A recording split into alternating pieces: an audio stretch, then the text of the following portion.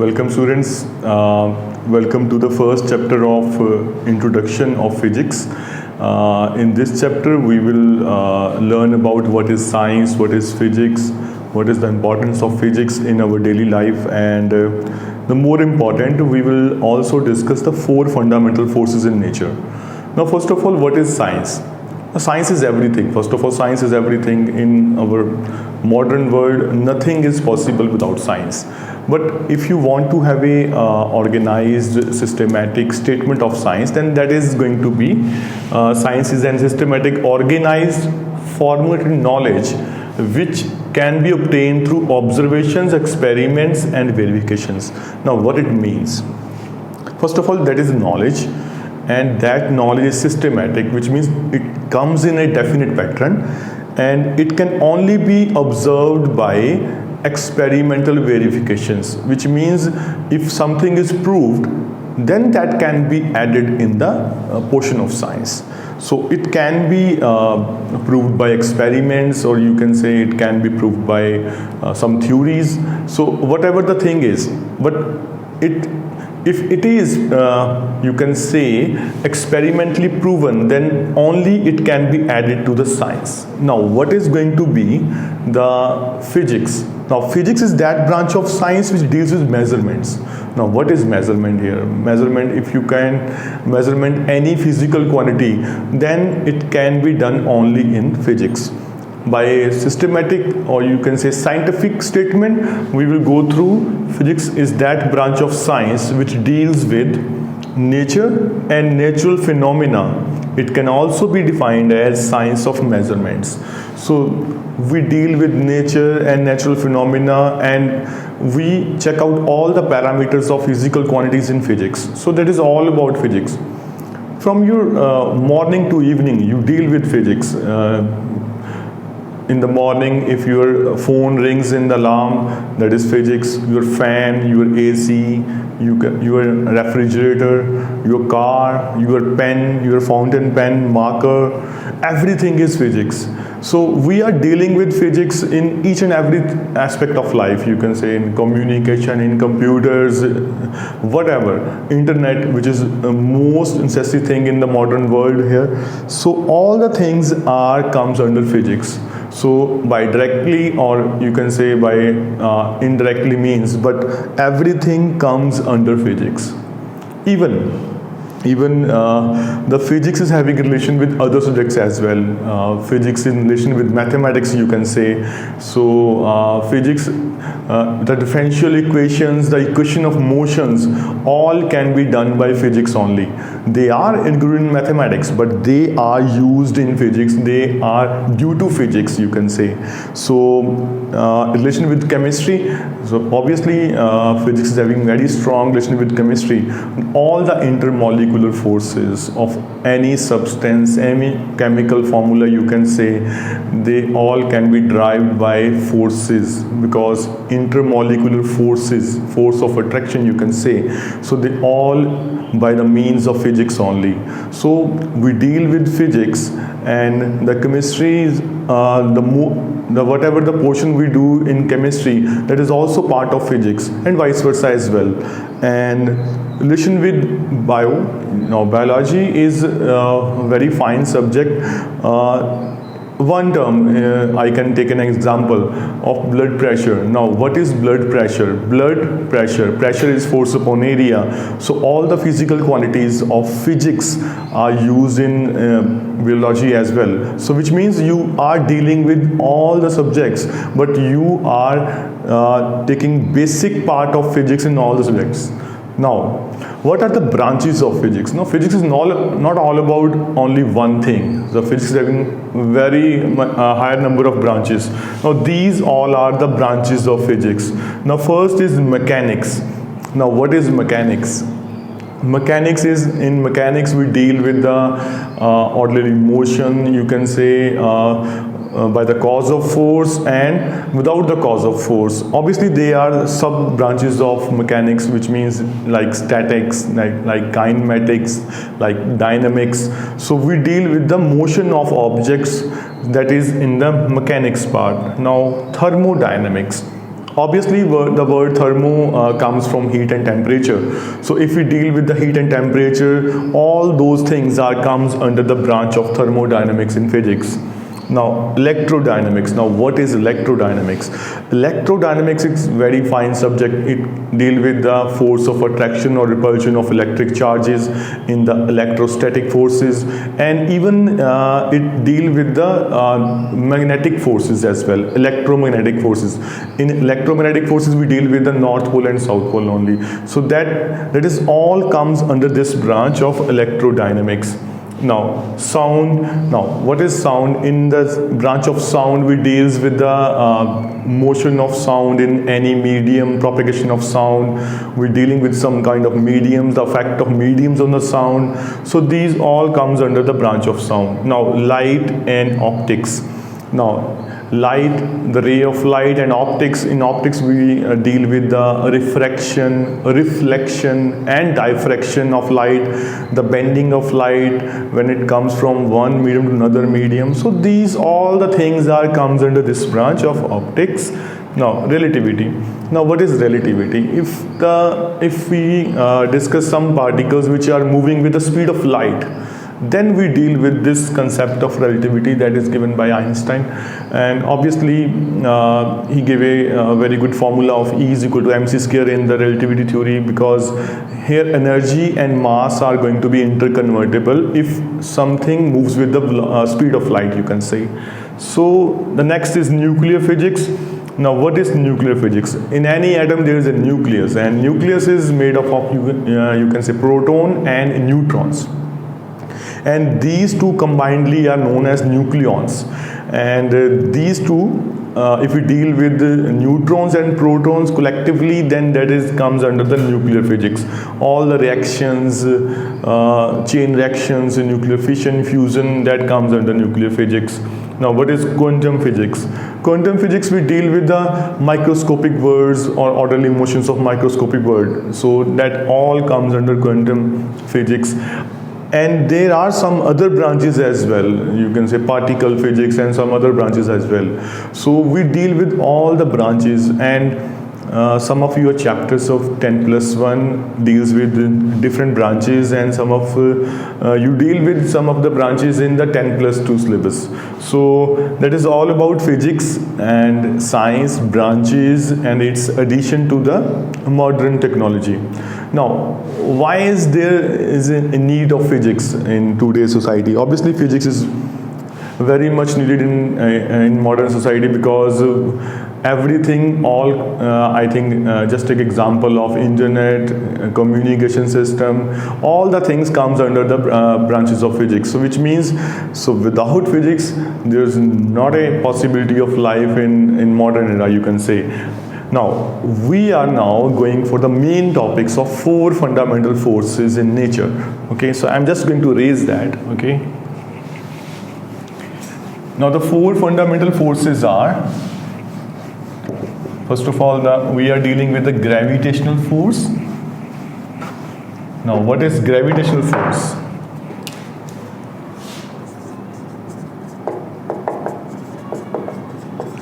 Now, gravitational force. Obviously, we are taking 2 bodies. Let's say one is having mass m1 and the another is having mass m2. And let's say they are separated by a distance small r. Now, according to gravitational force statement, the force between these 2 bodies, let's say body A and body B, the force between them is directly proportional to product of their masses. That is the first line of statement. The force of attraction between these 2 bodies which are having masses m1 and m2 is directly proportional to product of masses. Now, what is the meaning of directly proportional?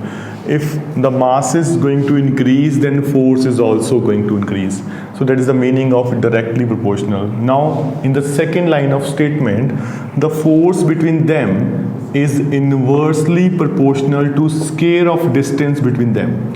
Now, what is the meaning of inversely proportional? Which means 1 over. Obviously, if R is going to increase, now F is going to decrease. Obviously, mathematically as well. So combining these two factors, so if we combining equation 1 and equation 2, now what you have, F is proportional to m1 m2 over r square. Now if we want to remove this symbol, we have to use a constant. So here F is equal to capital G m1 m2 upon r square, and that is known as Newton law of gravitation. So that is known as Newton law of gravitation. Okay, now what is capital G here? Now capital G is known as universal gravitational constant. Now what is universal gravitational constant? Its value is fixed in all in the universe. So 6.67 10 raised to power minus 11 Newton meter square per kg square. Now that is a constant value. Now how you can make the units out of that? So if you are having the knowledge of all the other units, you can easily calculate the units of G as well. So just having G on the one side and transfer the quantities on the other side, so which means F r square over m1 m2. So now F is for Newton, now R is distance. The SI unit of distance is going to be meter. So Newton meter square. Now these two are masses, and that's why they are having negative symbol here, per kg square. Because so how we can calculate the units? That is from the formula of G, F r square over m1 m2. So which means Newton meter square per kg square. Now this is very you can say long range force. So now we are going for the characteristics or properties of this force. The first is that is very long range force. Now what is the proof of that? Obviously the earth revolves around the sun, that is due to this force. Okay, that is the first example of that. The second example you can take, the tides in the ocean occur due to the force of attraction between the water on the earth and the moon, and that's why the tides are formed in the ocean. Now there are multi examples of that. Now this is a long range force, this is a central force. Now what is central force? The force always works on the line joining the centers of two bodies, that is known as central force, and it is independent of medium as well. Whatever the medium in between, it is independent of the medium. So they are having a very good value, but the masses should be higher. It can be negligible in case of lighter bodies, you can say.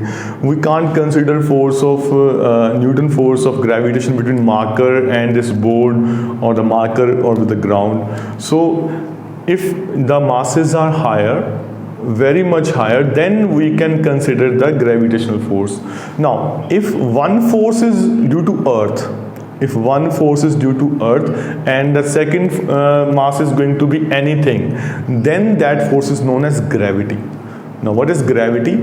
Now gravity is also force of attraction between earth and any other body. So which means you can easily distinguish between Newton law of gravitation and gravity. They are quite similar as well. If one body is considered as earth and the second body can be considered as anything on the surface of earth, then it can be converted into gravity. Okay, so the gravity is force of attraction between earth and any other body on the surface of earth. So that is all about the gravitational force. It's very simple, very interesting. Now we are moving for the second fundamental force, that is going to be the electrostatic force. So if you want to do some smart work, then you can just remove these masses. Okay, so I am just erasing that. Okay, so now if we remove those masses and consider some charges, now the charges are Q1 and Q2 respectively. Now we are going for the electrostatic force. Now what is electrostatic force. That force is also known as Coulomb force, and you are going for that in the 10+2 syllabus, unit number 1. That is also electrostatics. The unit name is electrostatics. Now that force is directly proportional to product of the magnitude of two charges, which means we can consider magnitude of two charges, which means Q1 and Q2. Now here we have to use a word, force of attraction or repulsion. Now why we are using that? Because you all know similar charges repel each other and unlike charges attract each other. So that is why we will use the two words. The force of attraction or repulsion between two bodies or having charges Q1 and Q2 is proportional to product of charges, and similarly the force is also inversely proportional to square of distance between them. Now combining these two equations, now what we have, that is going to be Q1, Q2. Obviously we are using Q1, Q2 here. Now here we use a constant K. Now that constant K is equal to 1/4 pi epsilon naught, and its value is 9 into 10 raised to the power 9. Again the units are going to be same, Newton meter square, but now per Coulomb square, because obviously the unit on the charge is going to be Coulomb. Okay, so that is the value of that constant. Now what is epsilon? Now epsilon is that constant which depend upon the nature of the medium. So obviously that forces depend upon the medium. This force changes its value because of the medium. If we are having air in, or vacuum, or water, or glass, then the value of force going to vary, because this force depends upon the medium in between. So that is why that is called electrostatic force. Now that is known as electrostatic force. Now what is electro means? Electro means charge, static means at rest. So electrostatic force, now that is the formula of that. Now we are going for the properties, or you can say applications of that. First of all, that is also going to be a long range force, and second thing is that this is stronger than the gravitational force. Now that can be attractive, that can be repulsive. Now it depends upon the medium. It also is central force. Now that also obeys inverse square law, that is 1/r square, you can say. Okay, now what are the examples of that? Obviously the electrons are revolving around the nucleus. It is perfect example of electrostatic force, because electrons are having negative charge and nucleus is having positive charge. Now all the components, you can say, now take a component of chemistry, which means we are just taking NaCl. Now that is sodium chloride, that is the simple salt you use in kitchen. Now you know in the iron form sodium is having positive charge and chlorine is having negative charge. Obviously they are attracted to make a compound because they are having electrostatic force between them, the positive charge and negative charge, force of attraction, that makes NaCl. Similar thing is HCl. So H is having positive and chlorine is having negative. That's how we make HCl. Each and every component of chemistry is made up of electrostatic force between them. So the theory of ions all depends upon electrostatic force. So that force is now that force can be also be changed to electromagnetic force. If we are taking instead of charges, we are taking poles of the magnet, north pole and south pole, all the other things are going to be similar. Okay, so that is known as electromagnetic force. So that is going to be the second fundamental force of the nature. Okay, now the third one. A third one is very simple. The third one is strong nuclear force. Now what is strong nuclear force? The force of attraction between protons and neutrons in the nucleus. Now that sounds very interesting. So I'm just erasing that for you. Okay, so if we consider the third force now third force is going to be strong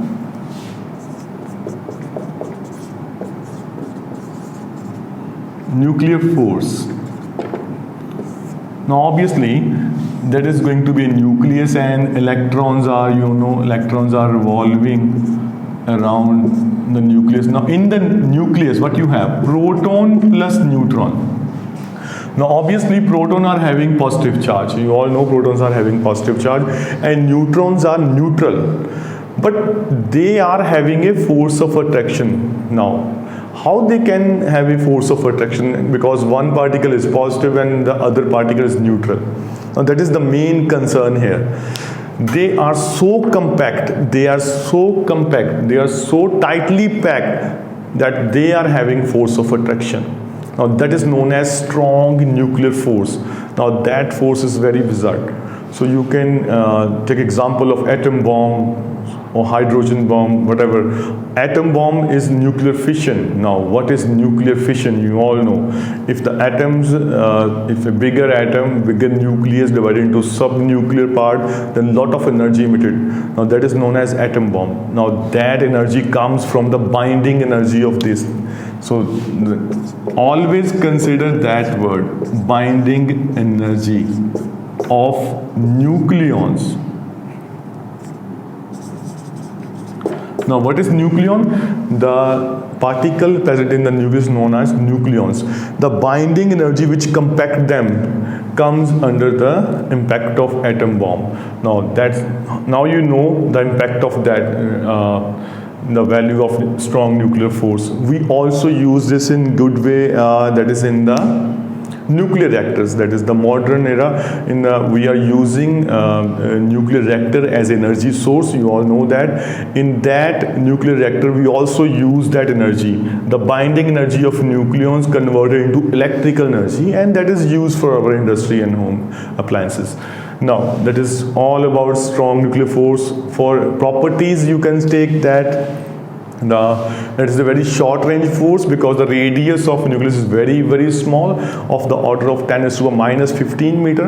Okay, and that is a force of attractive, and it is the main concern is going to all along to the binding energy here. And in the example, you can take the example of atom bomb and nuclear reactor as well. Now the last is the weak nuclear force.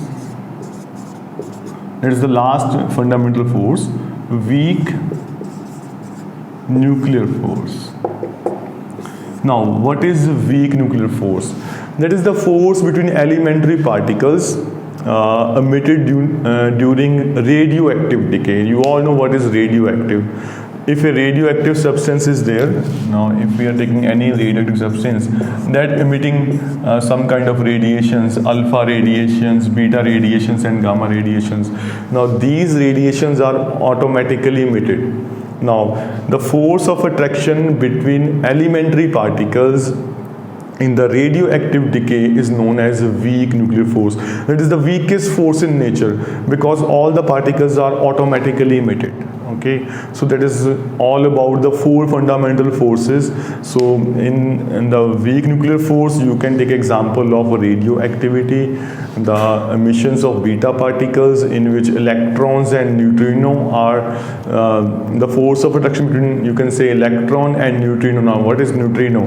Neutrino is also a similar kind particle like electron, but it is having no charge and its mass is lesser than the electron. So the force of attraction between electron and neutrino is also taken as an example of, you can say, weak nuclear force, because that is very negligible force, you can say. Now this is all about four fundamental forces. So go through that, go through your revisions of first chapter, and provide a definite time daily for your study, especially for physics. And all the best, and stay healthy, stay safe. Thank you so much. Thank you.